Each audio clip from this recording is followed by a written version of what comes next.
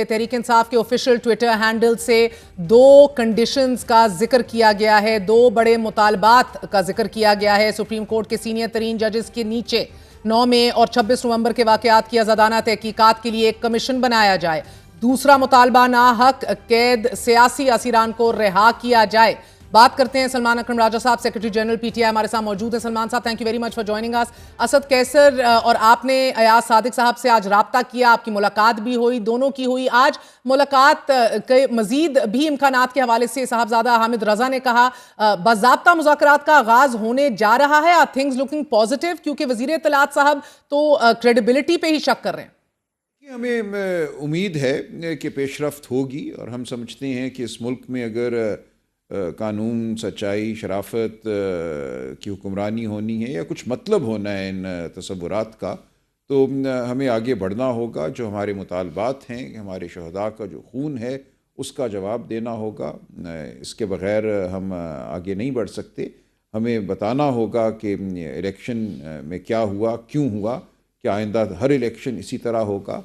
जो हमारे लोग गिरफ़्तार हैं, आज पता चला कि बहुत सौ को 9 मई के केसों में डाला जा रहा है अब 1.5 साल के बाद। ये तमाम अमल जो है ये रुकना होगा। हमें कानून और आइन की तरफ वापस आना होगा और बामानी गुफ्तगू हो सकती है, मैं समझता हूँ, लेकिन इसके लिए ज़रूरी ये है कि हम कुछ बुनियादी जो उसूल हैं उन पर इत्तफाक करें। राजा साहब, 26 नवंबर से पहले ओरिजिनल 4 शराइत की बजाय अब आप लोग सिर्फ 9 मई और 26 नवंबर पे जुडिशल इंक्वायरी और साथ नाहक कैदे सियासी असीरान को रिहा करने की बात कर रहे हैं। अब मैंडेट को वापस करना, रिजर्व सीट्स वापस मिलना और साथ ही 26वीं आईनी तरमीम को रिवर्स करना, ये सब कुछ ड्रॉप कर दिया गया है। नहीं, ऐसे नहीं है। हमारे जो उसूली जो हमारे मुतालबात हैं, जो उसूली मौक़िफ़ है, वो कायम है। ज़ाहिर है 26 नवंबर और 9 मई अहम वाक़यात हैं। इनके हवाले से बिल्कुल एक शफ़ाफ़ तहकीक होनी चाहिए, एक जुडिशल कमीशन बनना चाहिए। ये हमारा मुतालबा है। मैं समझता हूँ कौम का हक़ है कि उनको पता चले कि क्या हुआ। जो 1.5-2 साल के बाद लोगों को डाला जा रहा है मुकदमात में 9 मई के, तो इसकी हकीकत सामने आनी चाहिए। ये बहुत ही अहम बात है। लेकिन इसके साथ साथ जो इलेक्शन में धांधली हुई, जो अब हम कहते हैं हमारे दीगर लोग गिरफ़्तार हैं हज़ारों की तादाद में, इन सब को छोड़ना जो है ज़रूरी है अगर इस मुल्क में मुस्बत सियासत होनी है। राजा साहब, हालात के जिस जबर का शिकार तहरीक इंसाफ है, उससे निकलने के लिए तो मुज़ाकराती कमेटी तश्कील दे दी गई है। आपने आज पहल भी की है, इनिशिएटिव लिया है, हुकूमत ने रिस्पॉन्ड किया है, इंगेज करने के लिए कमेटी बनाने का कह दिया है। लेकिन सर, बिगर क्वेश्चन इज, जो अभी भी वो बात कर रहे थे वफाकी वज़ीर इत्तलात के, आपकी क्रेडिबिलिटी के ऊपर सवाल उठा रहे थे, आपकी संजीदगी पे सवाल उठा रहे थे, आपकी सिविल नाफरमानी की कॉल का हवाला देते हुए। अब क्या इसको वापस लेने के हवाले से गौर और फिक्र हो रही है? क्योंकि अगर आप वाकई संजीदगी से आगे बढ़ना चाहते हैं तो सिविल नाफरमानी की तहरीक तो कॉल बैक हो जानी चाहिए ना, इस पे तो गौर हो रहा होगा। नहीं, मैं बिल्कुल ऐसा नहीं कह रहा। देखिए, ये कॉल इमरान खान साहब ने दी है, उनका बराह रास्त ताल्लुक़ है पाकिस्तान की आवाम से, पाकिस्तानियों से, पूरी दुनिया में। तो ये कॉल एक ऐसे माहौल में दी गई है जहाँ गोली चली है, जहाँ हम समझते हैं 26वीं आईनी तरमीम के बाद जो अदालती रास्ता है उसको बंद करने की कोशिश की गई है। इलेक्शन जो एक रास्ता होता है आगे बढ़ने का, आवाम की आवाज़ को उठाने का, उसको लूट लिया गया है। तो इन हालात में जहाँ ऐसा जबर हो, जहाँ जान की कोई वक़्त ना हो, तो हर कदम जो है वो लिया जा सकता है। तो ये ऐलान इमरान खान साहब का है और इसका बराह रास्त ताल्लुक़ उनके सपोर्टर्स से है जो पूरी दुनिया में फैले हुए। मगर राजा साहब, एक तरफ आप लोग नाफरमानी की कॉल ऑफ नहीं कर रहे, दूसरी तरफ हुकूमत का बड़ा वाज़ेह मौक़िफ़ है कि जनरल फैज़ हमीद के खिलाफ जो चार्जशीट है जो सामने आई है, उसमें वो अकेले बेनिफिशरी तो है नहीं, बल्कि इमरान खान इक्वली बेनिफिट करते रहे। जो भी उन्होंने आज DGC किया या DGISI किया या पोस्ट रिटायरमेंट किया, अल्टीमेट बेनिफिशरी तो इमरान खान रहे। देखिए, ये एक और मैं समझता हूँ बहुत ही मनफी पेशरफ्त है।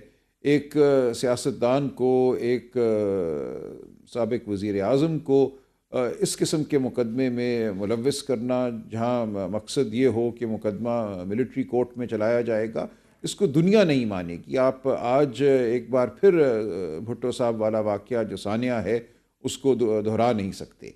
तो ऐसा खुदारा ना कीजिए, ये बहुत ही एक मैं समझता हूँ मनफी अमल होगा, और किसी सूरत भी ये फरासत पर मबनी अमल नहीं होगा।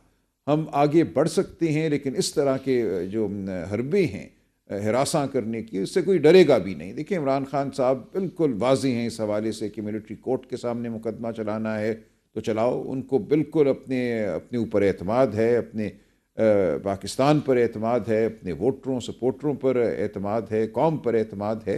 वो समझते हैं कि इंसाफ जो है वो अल्लाह ताला ने करना है और अल्लाह ताला यहीं करेगा, और वो साबित कदम है। तो इस तरह की बातें हमें डराएंगी नहीं, लेकिन यह माहौल को ख़राब करेंगी। मगर राजा साहब, अब आप एक पाई के सीनियर वकील भी हैं। फौज अगर 9 मई को सिर्फ बदअमनी के वाकयात से नहीं बल्कि एक म्यूटनी या बगावत के तनाजुर में देख रही है, क्योंकि तफ्तीश के हवाले से आगाह कर दिया गया इस प्रेस रिलीज में, तो इमरान खान के मसाइल तो मजीद बढ़ सकते हैं। ना सिर्फ मिलिट्री कोर्ट्स में ट्रायल होगा, इसकी बात हो रही है, बल्कि अब उम्र कैद और सजाए मौत का भी जिक्र किया जा रहा है। देखिए, अच्छी बात तो नहीं है ना कि आप इस मामले को इस तरह का तूल दें, और अब आपने बात कर दी सजाए मौत की और उम्र कैद की, तो ये कोई अच्छी पेशरफ्त तो नहीं है। देखिए, जब ऐसा जबर हो तो कुछ भी आप कर सकते हैं, कुछ भी आप कह सकते हैं। देखना आपने ये है कि ये मुल्क को कहाँ लेकर जाएगा। 9 में एक बदअमनी का वाक़या है, हमने शुरू से कहा है इसकी शफाफ तहकीकात कराएं, देखें कौन मुलव्विस है। अगर मुलव्विस हैं लोग, हमारे लोग, तो ज़रूर उनको सज़ा दीजिए कानून के मुताबिक जो बदअमनी की सज़ा बनती है।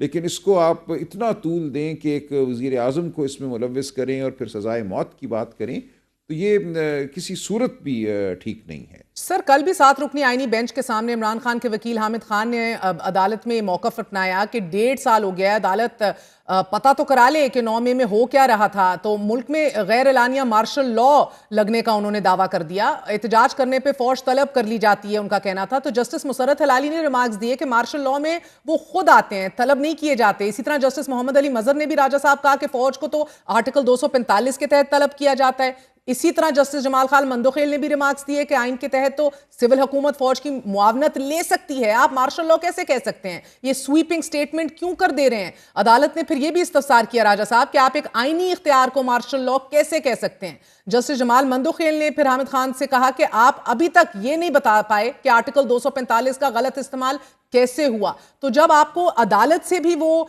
रिलीफ या वो सेंटिमेंट नहीं मिल रहा जिसके आप ख्वाहा हैं, इस तरह के स्वीपिंग स्टेटमेंट्स को पे एतराज उठा रहे हैं जज साहिबान, so how much do you expect that the government is going to listen to you at this point? देखिए, हम तो हक की बात करते रहेंगे ना, जो सच है वो हम बोलते रहेंगे। उसको कोई सुनना चाहता है, नहीं सुनना चाहता, पाकिस्तान की आवाम जानती है, आप जानती हैं कि इस मुल्क में इस वक्त क्या हो रहा है। एलानिया और गैर एलानिया तौर पे हम क्या देख रहे हैं, क्या भुगत रहे हैं। तो ये बात तो मैं समझता हूँ तारीख़ का हिस्सा है। इसका ताल्लुक़ किसी एक मुकदमे या अदालती अमल से नहीं है। तारीख़ एक मोड़ मुड़ रही है, धारा बह रहा है, हम सब उसका हिस्सा हैं। हमने अपना अपना रोल अदा करना है, हमने फ़ैसला करना है कि हम हक़ के साथ खड़े हैं या हक़ के ख़िलाफ़ खड़े हैं, हमने सच बात करनी है या हमने जाबिर का साथ देना है। तो हम अपना अपना काम करते जाएंगे अपने उसूलों के मुताबिक। ये कहना कि वो लाया अमल क्या है जिससे हम अगले हफ्ते फ़तहयाब हो जाए, तो मेरे पास वो लाया अमल नहीं है। मुझे ये बिल्कुल पता है कि मैंने किस उसूल की पासदारी करनी है। सर, कानूनी महाज पे तो आप लोगों को मुश्किलात हैं ही, लेकिन साथ ही सियासी मैदान में भी मुश्किलात कम होती नहीं दिखाई दे रही। मखसूस नशिस्तों की अलॉटमेंट और खैबर पख्तूनख्वा में सेनेट इलेक्शन से मुतालिक इलेक्शन कमीशन का कल भी इजलास हुआ।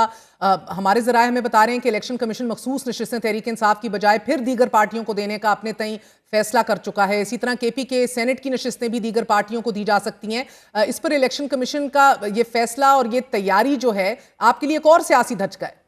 ठीक है, हमें इलेक्शन कमीशन से ना पहले कोई तवक्को थी ना अब कोई तवक्को है। वो करते रहें जो वो करने। मैंने यही अर्ज़ किया ना, ये तमाम मामलात तो हो रहे हैं।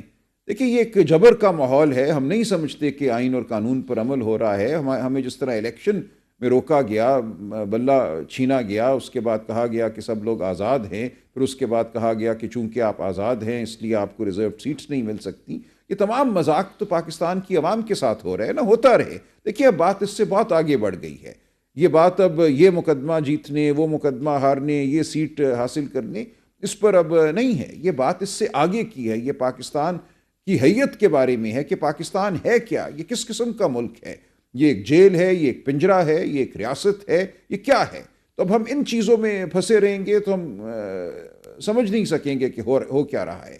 तो इसलिए अब सक्सेस क्या है, जीत क्या है, हार क्या है, उसका मयार आपको मुख्तलिफ करना होगा। ये एक मुकदमा या एक इलेक्शन से बढ़कर अब बात है। ये पाकिस्तान के एक वजूद और पाकिस्तान की जो शनाख्त है और पाकिस्तान है क्या, पाकिस्तान के अवाम का रोल क्या है इस मुल्क में, ये वो सवालात हैं जिनका हमने जवाब देना है। कोई एक इलेक्शन जीतना या एक सीट जीतना या एक मुकदमा जीतना अब हमारा मतमा नज़र नहीं है। सर ये तो यानी कि अगर इतने वेरिएबल्स हैं और इतनी जेनेरिक बातें हैं तो यू आर एसेंशियली लॉस्ट। हुकूमत से मुज़ाकरात ना करने के मौक़िफ़ पर आप कायम थे, करेंगे नहीं इनसे बात, सवाल ही पैदा नहीं होता। लेकिन आज इन्हीं से बात करने के ऊपर आप लोग आमादा हो चुके हैं। पीटीआई जनरल रिटायर्ड जनरल फैज़ हमीद की चार्जशीट होते ही हुकूमत को मुज़ाकरात की खुद दावत दे रही है। सो यू नो बाकी पॉलिसी शिफ्ट तो है ना सलमान साहब, और आप तो खुद अदराक रख रहे हैं दीज माइलस्टोन्स और these events are very real and they happening in real time. देखिए ये सारा कुछ भी जो है एक तरह से फ्लक्स है, जिसे कहते हैं कि मामलात तेज़ी से आगे बढ़ते हैं, कभी ठहर जाते हैं। तो कल उम्मीद है मुझे मेरी इमरान खान साहब से मुलाकात होगी, इन मामलात पे गुफ्तगू होगी और आगे हमें क्या करना है अगले चंद दिनों में, चंद हफ्तों में, इस पर बात होती रहेगी। और आप बड़े सीनियर वकील हैं सर, इमरान खान की भी वकालत कर चुके हैं। क्या इमरान खान मिलिट्री कोर्ट में ट्राई हो सकते हैं अगर कोई कन्फेशनल स्टेटमेंट जनरल फैज़ हमीद के सामने आ गई या कोई ऐसा सबूत सामने आ गया जिसका बारहा बताया जा रहा है कि बिल्कुल ऐसे नाकाबिल तरदीद शवाहिद मौजूद हैं और सबूत मिल चुका है, तो अब उन्हें बहैसियत एक सिविलियन मिलिट्री कोर्ट में ट्राई किया जा सकेगा? देखिए यही तो मुकदमा है ना जो अब सुप्रीम कोर्ट में है। 5 जज साहिबान कह चुके हैं कि सिविलियन का ट्रायल नहीं हो सकता मिलिट्री कोर्ट के सामने। उस फैसले के खिलाफ हुकूमत की अपील अब 7 जज साहिबान कॉन्स्टिट्यूशनल बेंच के सुन रहे हैं और ये मुकदमा अब चल रहा है रोज़मर्रा की बुनियाद पर। हमारा मौक़िफ़ यही है कि सिविलियन का ट्रायल नहीं हो सकता मिलिट्री कोर्ट के सामने। जो भी अब अदालत फ़ैसला करेगी हम देखेंगे, और हम समझते हैं 26वीं आइनी तरमीम का एक बड़ा जो मकसद था वो यही था कि अदालत के ज़रिए मिलिट्री ट्रायल्स को ठीक करार दिया जाए, सिविलियंस की मिलिट्री ट्रायल्स को। लेकिन हम देखेंगे क्या होता है। हमारे ख़दशात अपनी जगह, हम मुकदमा भरपूर लड़ेंगे। और सर आपने डिमांड्स में तो लचक दिखा दी, क्या टाइम फ्रेम में भी लचक दिखाई जाएगी या जुमे तक की डेडलाइन है हुकूमत की संजीदगी और एंगेजमेंट के हवाले से? देखिए टाइमलाइंस बिल्कुल हैं। खान साहब ने बिल्कुल ये कहा हुआ है कि जुमे तक कुछ पेशरफ्त होनी चाहिए, लेकिन कल जब गुफ्तगू होगी तो आगे क्या लाया अमल तय करना है इस पर बात होगी। बहुत बहुत शुक्रिया। हमारे साथ सेक्रेटरी जनरल पीटीआई सलमान अकरम राजा साहब मौजूद थे। नाजरीन